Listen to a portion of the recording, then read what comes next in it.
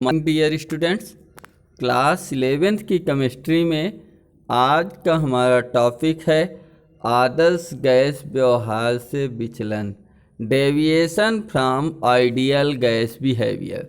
कोई सी आदर्श गैस है जो ताप दाब की समान परिस्थितियों में गैस समीकरण का पूर्णतः पालन करती है, आदर्श गैस कहलाती है। यह आदर्श गैस अपने व्यवहार से किस प्रकार विचलन, डेविएशन मीन्स अपने मार्ग से किस प्रकार हट जाती है। विभिन्न गैसों का अध्ययन ताप व दाब की भिन्न भिन्न परिस्थितियों में करने पर, जैसे अलग अलग गैसें हैं, कभी हाइड्रोजन, कभी नाइट्रोजन, कभी ऑक्सीजन, कभी फ्लोरीन, कोई भी गैस है, कार्बन डाइऑक्साइड जैसे गैसों को, अमोनिया को, विभिन्न ताप एवं दाब की भिन्न भिन्न परिस्थितियों में जब इन गैसों का अध्ययन किया जाता है तो सभी अवस्थाओं में गैसें आदर्श गैस समीकरण का पालन नहीं कर पाती। हर एक परिस्थिति में गैस आदर्श गैस समीकरण का पालन नहीं कर पाती तथा कई स्थितियों में यह गैसें आदर्श गैस व्यवहार से विचलन मीन्स अपने मार्ग से हट जाना, डेविएशन प्रदर्शित करती हैं। कुछ गैसों के आदर्श गैस व्यवहार से विचलन को निम्नवत चित्र के अनुसार प्रदर्शित किया गया है। नीचे यह आपका चित्र में दर्शाया गया है कि गैस किस प्रकार से अपने मार्ग से विचलन प्रदर्शित करती हैं। जैसे कि ये यहाँ पर पीवी दाब एवं आयतन का ये आपका वक्र है और यहाँ दाब आगे की ओर बढ़ रहा है।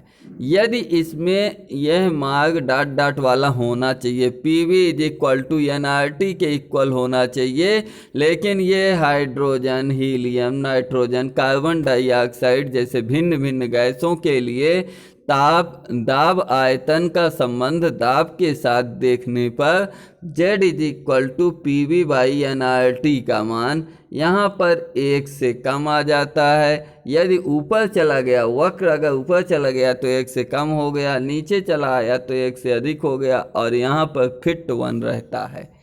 तो यहाँ पर यह अपने मार्ग से विचलन प्रदर्शित करती हैं। यह मार्ग होना चाहिए, यह न हो कर के कोई सी ऐसी कोई नीचे आकर के ऊपर को जाती है। इस टाइप से कई एक प्रकार का मार्ग प्रदर्शित करते हैं। चित्र में आदर्श गैस व्यवहार के विचलन पर दाब का प्रभाव दिखाया गया है। कोई आदर्श गैस है तो वह दाब के साथ साथ, दाब बढ़ने या घटने के साथ साथ कैसा भिन्न व्यवहार प्रदर्शित करती है।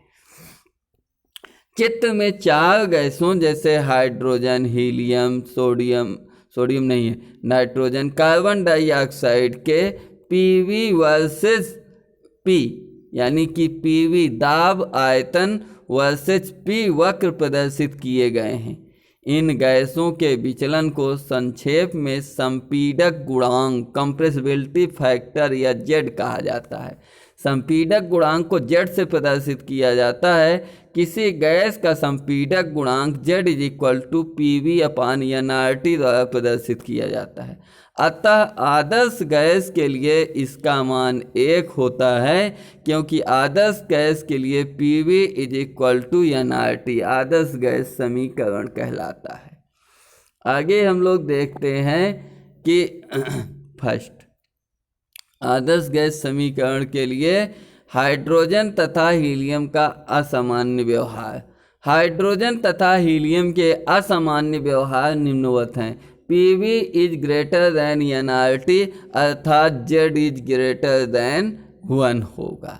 आदर्श गैस के लिए हाइड्रोजन तथा हीलियम गैसें जो कि अत्यंत कम मात्रिक होती हैं, इनका द्रव्यमान कम होता है, इनके लिए Z का मान 1 से कम होता है। दाब का प्रभाव, इफेक्ट ऑफ प्रेशर। हाइड्रोजन तथा हीलियम के लिए दाब के सभी मानों पर PV का मान nRT से अधिक होता है, जबकि अन्य गैसों के लिए भिन्न व्यवहार देखा गया है। यहाँ पर बहुत कम दाब होने पर PV = लगभग बराबर, इसको कहते हैं, इस चिन्ह को लगभग बराबर कहा जाता है, अप्रॉक्सीमेट इक्वल टू nRT। तो उस कंडीशन में Z = A1 होगा। सेकेंड कंडीशन, बहुत कम दाब पर PV is less than NRT, Z is less than N1, माने जेड की वैल्यू जो है कंप्रेसिबिलिटी फैक्टर जो है संपीड़क गुणांक उसका 1 से कम होगा। बहुत कम दाब पर PV इज इक्वल टू, जब एनआरटी था तो जेड इज इक्वल टू 1 हो जाएगा। उच्च दाब पर, अति उच्च दाब पर PV is greater than NRT, अर्थात जेड की वैल्यू 1 से अधिक हो जाएगी। अगला देखते हैं ताप का प्रभाव। ताप का इस पर क्या प्रभाव पड़ता है? प्रत्येक गैस के लिए एक निश्चित ताप होता है। प्रत्येक गैस एक निश्चित ताप पर अधिकतम विसरित होती है तथा उसका ताप जैसे अन्य कारकों से मिल जाने पर उसके प्रभाव का अध्ययन किया जा सकता है। जिस पर यह PV is equal to NRT का पूर्णतः पालन करती है, वह ताप जिस पर यह PV is equal to NRT का पूर्णतः पालन करती है, इस ताप से ऊपर PV का मान एनआरटी से कम या इससे कम ताप पर PV का मान एनआरटी से अधिक विचलन प्रदर्शित करता है। PV is equal to NRT से उस ताप पर अधिक विचलन प्रदर्शित करता है, अर्थात उच्च गैसें उच्च दाब व कम ताप पर, यदि गैसों को अति उच्च दाब दिया जाए तथा ताप की परिस्थिति को घटा दिया जाए तो आदर्श व्यवहार से अधिक विचलन प्रदर्शित करती हैं। अब आदर्श व्यवहार उनका जो होता है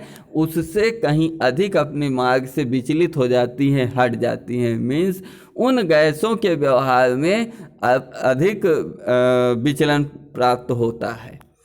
तो यहाँ पर आज की डेट में हम लोगों ने क्या पढ़ा? आदर्श गैस से व्यवहार में विचलन को पढ़ा है, समझ लिया है। अब मिलते हैं अगले दिन अगले नए टॉपिक के साथ। तब तक के लिए जय हिंद, वंदे मातरम।